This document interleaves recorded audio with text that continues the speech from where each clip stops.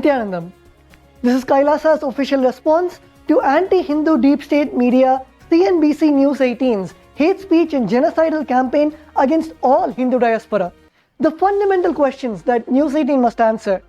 Dear anti-Hindu deep state media News 18 operatives, before addressing your systematic hate speech campaign, we demand clarity on these urgent questions. Who authorized your global jurisdiction? By what authority do you interfere in legitimate diplomatic relations between US Hindus and indigenous Bolivian communities? On what legal basis do you presume to be the judge, jury, and executioner in matters of international law and indigenous rights? And why are you involving the Supreme Pontiff of Hinduism when he is not even a signatory? The Supreme Pontiff of Hinduism has not signed agreements with indigenous Bolivian communities, and nowhere has even proclaimed that the Supreme Pontiff of Hinduism is involved in these agreements. These agreements are between US Hindus affiliated with a legitimate humanitarian organization and sovereign indigenous nations in Bolivia. Why do you persist in misattributing these agreements to the SPH? Why are you launching an incendiary, genocidal attack against all Hindu diaspora? Your systematic targeting strongly implies that all Hindus worldwide have no right to exist, to practice their faith, or to establish humanitarian partnerships. This is not mere slander, it is a direct incitement of mob violence and continuing the historical patterns of Hindu genocide. Why the deliberate conflation of separate legal entities? The agreements were executed by a US-based humanitarian organization entirely independent of the Supreme Pontiff of Hinduism or any other entity. By merging the two, you expose your malicious and premeditated intent to demonize Hindus. And to ask the real question, who funds the corrupt media, News 18's anti-Hindu persecution campaigns? Which anti-Hindu deep state backers sponsor your repeated broadcasts that brand entire Hindu communities as fraudulent or fictitious or illegitimate? Why do you insist that no Hindu diaspora anywhere has the right to live peacefully?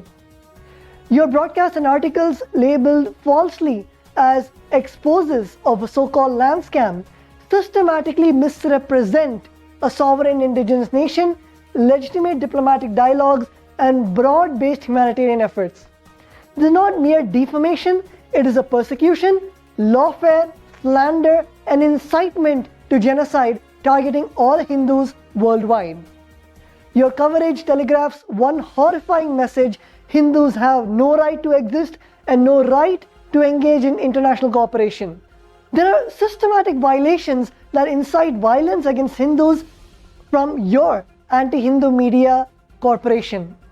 As mouthpieces of these anti-Hindu deep state, you have shed every resemblance of journalistic ethics to orchestrate a premeditated persecution campaign against the entire Hindu diaspora. Your genocidal intent, demonizing Hindus as fraudulent or fictitious, is a well-worn tactic historically deployed before large-scale violence. By labeling an indigenous community as non-existent, you have laid the groundwork for denying them the right to live. Your inflammatory language suggesting Hindus as land traffickers or fraudsters is a direct invitation to mobs to attack the Hindu communities across the globe, and this has happened and happening as we speak today. You conjure false links between the Supreme Pontiff of Hinduism and agreements he never signed and has no legal involvement in, and this is a deliberate falsification from your side. Your coverage singularly targets Hindu religious institutions while other faiths receive no such scrutiny or demeaning commentary. This reveals your religious discrimination and bigotry. And of course, the denial of indigenous agencies by showing Hindu diaspora organizations and Bolivian indigenous representatives as incapable of legitimate agreements. You peddle colonial myths that indigenous communities can be easily duped. You thus deny both the groups the inherent capacity to self-governance. And of course, your refusal to seek or publish comments from the actual signatories before airing such sensationalizing accusations exemplifies an intentional agenda to inflame hatred, further suggesting you believe Hindus do not deserve any fair platform at all. And now coming to your allegations, addressing your false allegations step by step. Your first allegation, which says, bold land grab, your repeated reference to scams are nothing but hate speech inciting violence. These agreements are standard diplomatic partnerships, formal engagements between US-based Hindu humanitarian organizations and indigenous Bolivian nations for cultural exchange, conservation, and sustainable development, none which involve the Supreme Point of Hinduism. And this has even been given in the Bolivian law in the Articles 30 and 403 of the Bolivian Constitution and many other articles in the Bolivian Constitution. It protects the indigenous communities the right to self-determination, territoriality, and their own institutions.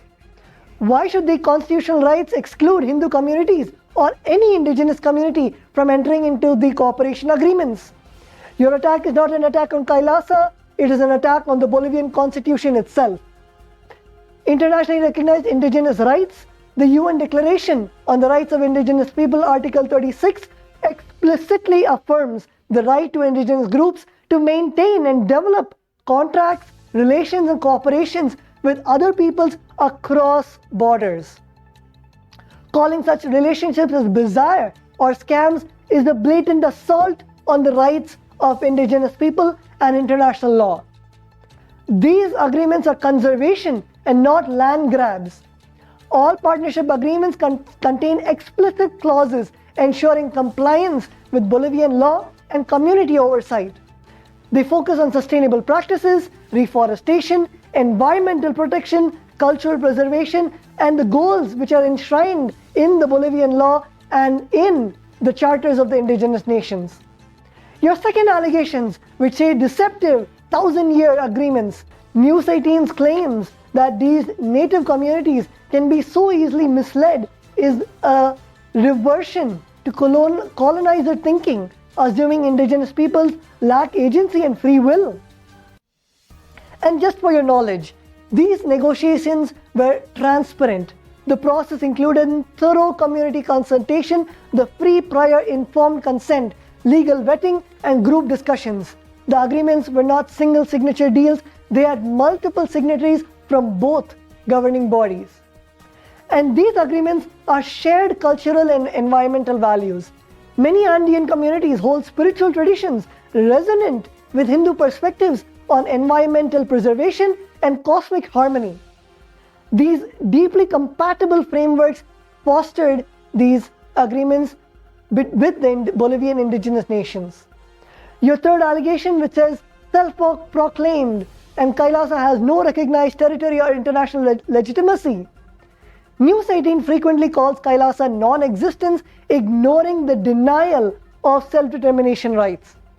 Characterizing Kailasa as fictitious violates the fundamental right of indigenous Hindu communities to define themselves, recognized under international law. If other faith communities can form enclaves or spiritual nations, why must Hindus be denied?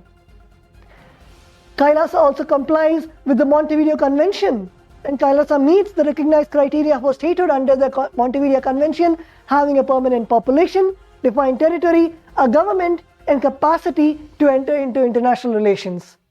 And of course, this Montevideo Convention also is not a recognition by third parties. It is not a prerequisite for existence, which is there in the Article 3 and 13 of the Montevideo Convention itself. Kailasa is a continuation of centuries-old indigenous Hindu traditions. To dismiss it outright is a genocidal erasure of an entire people, an entire civilization. Your fourth allegation, which says 3 times the size of New Delhi for 1,000 years, painting this land grab, is a deliberate distortion of long-term conversion partnerships. Indigenous groups routinely use multi-generational timelines for land conservation. The global best practices often extend 50, 100, 500 years for environmental agreements. 1,000 years is not audacious, but is a reflection of deep ecological commitments to indigenous nations that have stood and will stand for thousands of years. And these agreements have thorough respect for Bolivian legal structures. The agreements specify that this will be effectuated after ratification by the competent authorities, ensuring the oversight of the whole Bolivian national law. And of course, the Bolivian indigenous constitutional rights, Article 403 of the Bolivian Constitution, grants indigenous communities the right to maintain and develop their own forms of economic, cultural, and spiritual life. These long-term agreements are completely aligned with that vision. The allegation 5, which says fugitive accused in a case of sexual assault, a standard anti-Hindu trope that has been repeatedly disproven in the courts. The Supreme Court of Hinduism has never been convicted of any crime. Let me repeat, has never been convicted of any crime.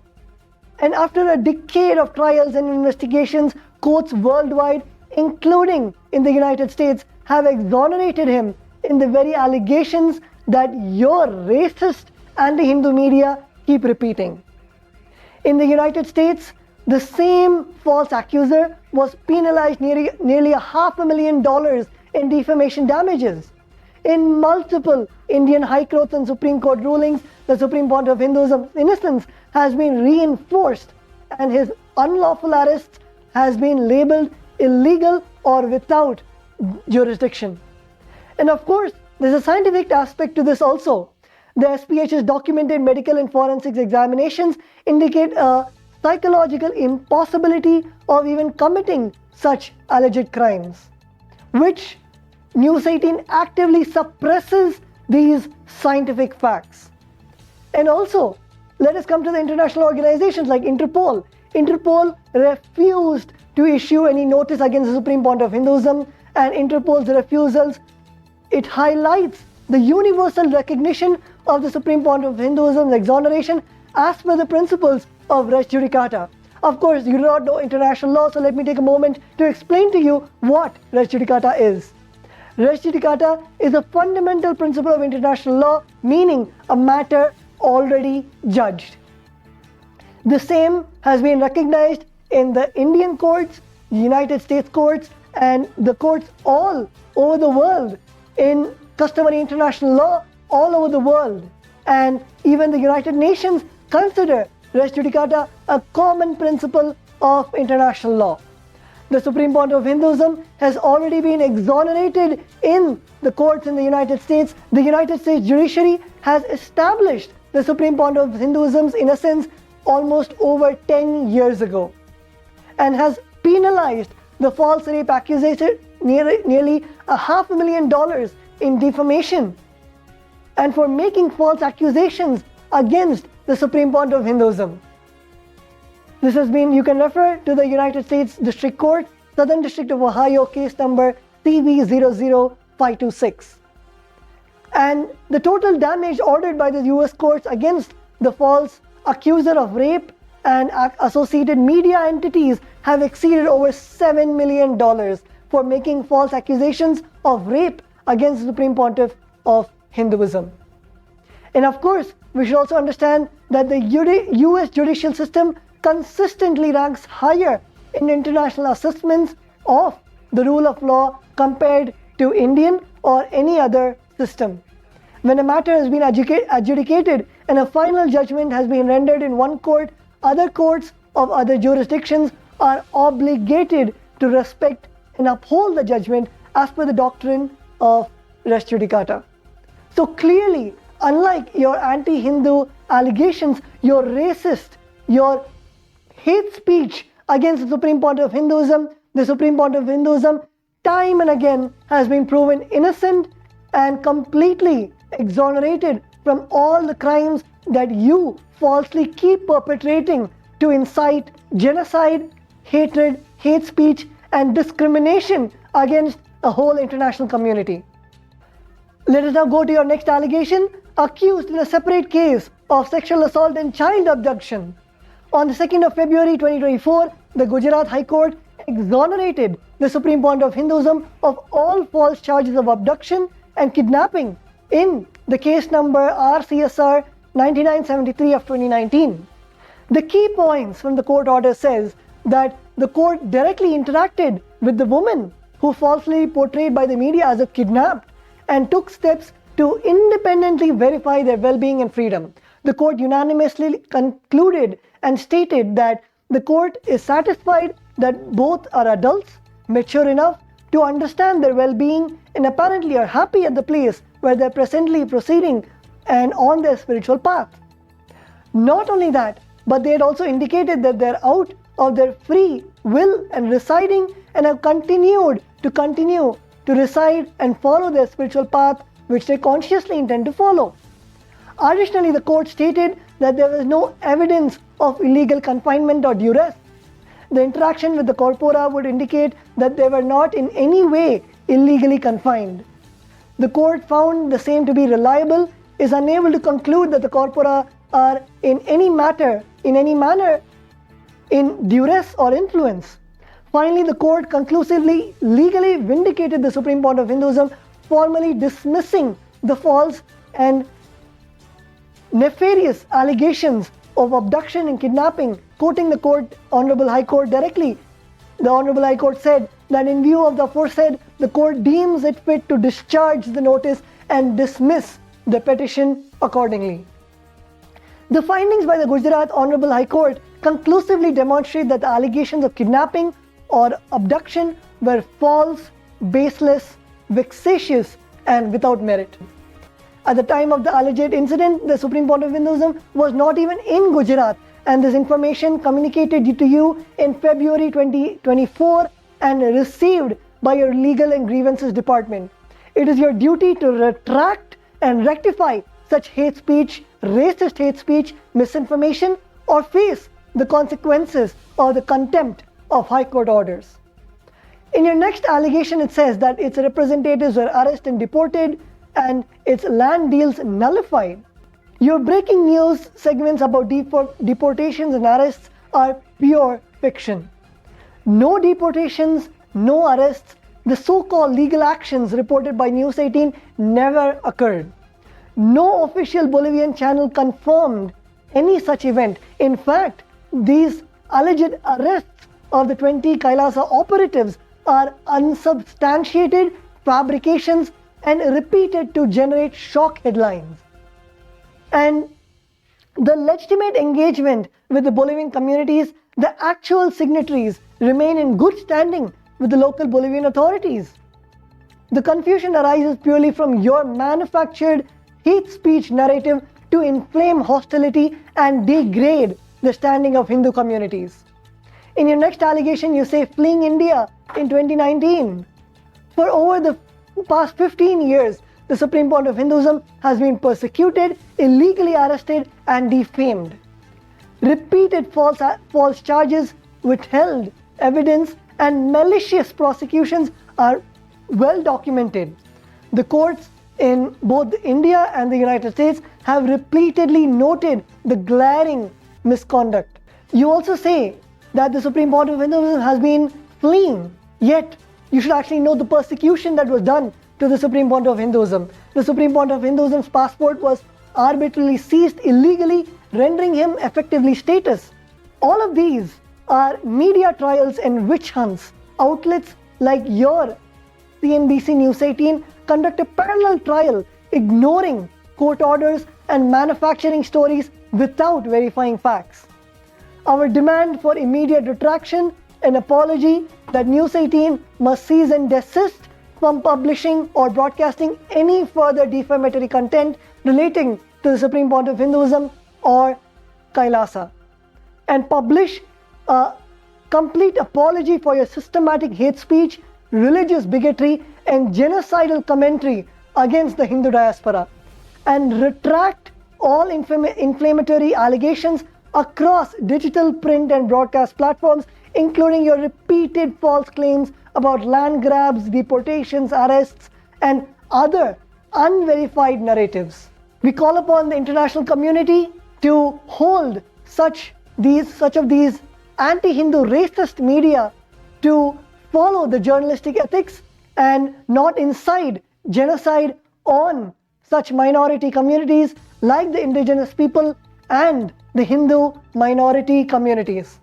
And we call upon the international community to prevent the further dissemination of hate speech and to ensure factual reporting on the indigenous Hindu communities and the Supreme Pontiff of Hinduism.